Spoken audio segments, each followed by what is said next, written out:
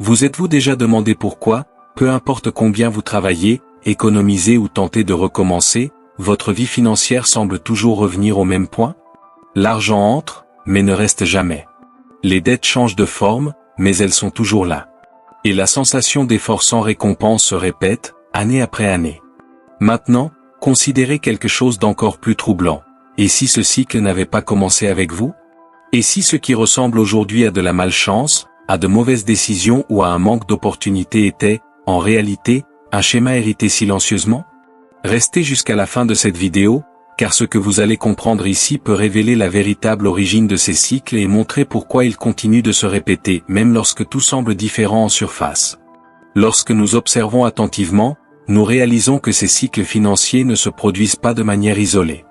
Ils traversent des histoires, des noms de famille et des générations. Des familles entières vivent prisonnières du même scénario, de courtes périodes de soulagement suivies de crises prévisibles, des dettes qui apparaissent même après des gains inattendus, des projets qui commencent avec espoir mais se terminent de la même manière. Le plus intrigant est que, bien souvent, les circonstances changent, nouvelle profession, nouvelle ville, nouvelles opportunités, mais le résultat final reste identique. Cela soulève une question inévitable. Si le contexte change, pourquoi le dénouement se répète-t-il? Ici, le problème cesse de paraître uniquement financier et commence à révéler quelque chose de plus profond, structurel et silencieux. Avant de comprendre comment ce cycle se maintient, il est nécessaire de comprendre ce qui se transmet sans parole, sans contrat et sans conscience. Lorsque l'on parle d'héritage, la plupart des personnes pensent uniquement à des biens, des propriétés ou de l'argent. Mais il existe des héritages bien plus profonds, qui n'apparaissent pas dans des documents et ne sont pas discutés ouvertement. Ce sont des schémas transmis au quotidien, dans les attitudes observées, dans les décisions répétées et dans les croyances silencieuses à propos de l'argent. Ces héritages invisibles façonnent la manière dont chaque personne gère le gain, la perte, le risque et la prospérité. Sans s'en rendre compte, des choix sont faits de manière automatique, comme s'ils suivaient un scénario déjà écrit. L'individu croit décider librement, alors qu'en réalité il ne fait que reproduire ce qu'il a appris tout au long de sa vie. C'est ainsi que les cycles se perpétuent, non par manque d'effort, mais par fidélité inconsciente à des schémas hérités. Pour comprendre pourquoi ces comportements se répètent, il est nécessaire de regarder attentivement ce qui a été appris avant même la première décision financière consciente. Une grande partie des héritages invisibles se manifeste par le comportement. La manière dont l'argent est utilisé, évité, craint ou dépensé s'apprend bien avant toute éducation financière formelle. Les enfants observent comment les décisions sont prises, comment les crises sont affrontées et comment l'argent est traité au sein du foyer. Avec le temps, ces exemples se transforment en schémas automatiques. Dépenser pour soulager des émotions, éviter la planification, normaliser les dettes ou se méfier de la prospérité finit par sembler naturel. Le problème ne réside pas uniquement dans l'habitude elle-même, mais dans sa répétition constante au fil des années.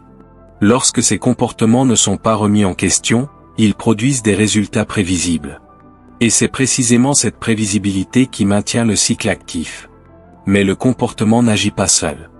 Derrière lui, il existe quelque chose d'encore plus profond qui le soutient silencieusement.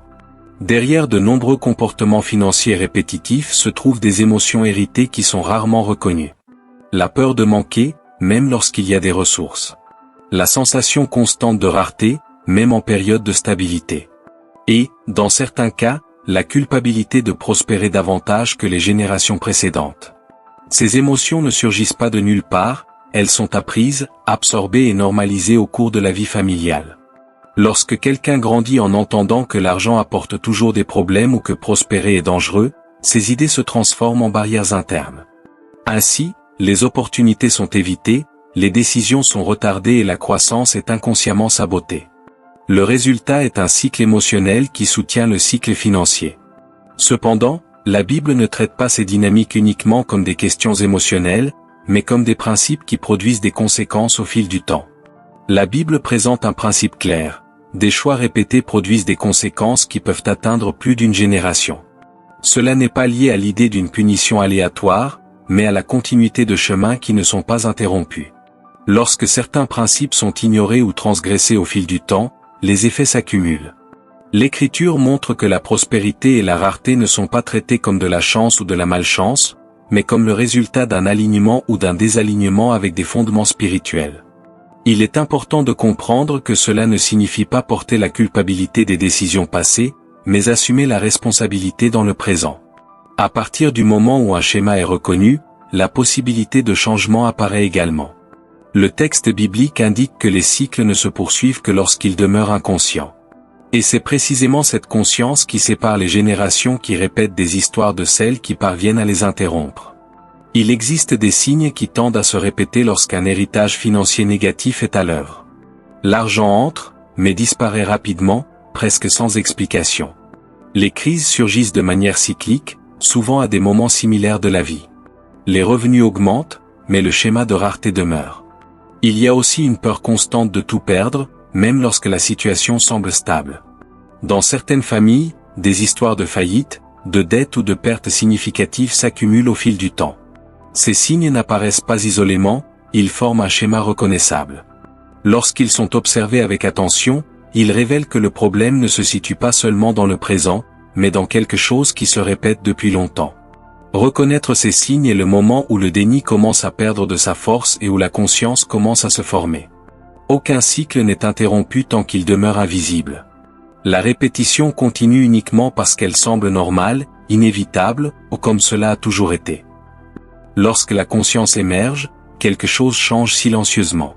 Pour la première fois, la personne se rend compte qu'elle n'est pas prisonnière d'un destin, mais d'un schéma. Répéter cesse d'être automatique et devient un choix.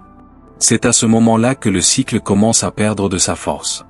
La Bible montre que ce qui est mis en lumière cesse de gouverner dans l'ombre. La conscience ne brise pas tout d'un seul coup, mais elle interrompt la transmission inconsciente. À partir de là, il n'est plus possible d'invoquer l'ignorance. Et c'est précisément cet éveil qui ouvre l'espace à un changement plus profond et structuré. Une fois que la conscience est éveillée, le besoin de structure apparaît. Rompre un cycle ne se produit pas par une intention isolée, mais par un alignement constant.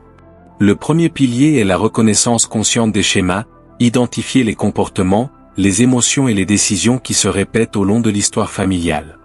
Le deuxième pilier est le repositionnement spirituel, qui consiste à aligner les choix avec des principes bibliques qui gouvernent la responsabilité, la bonne gestion et le sens.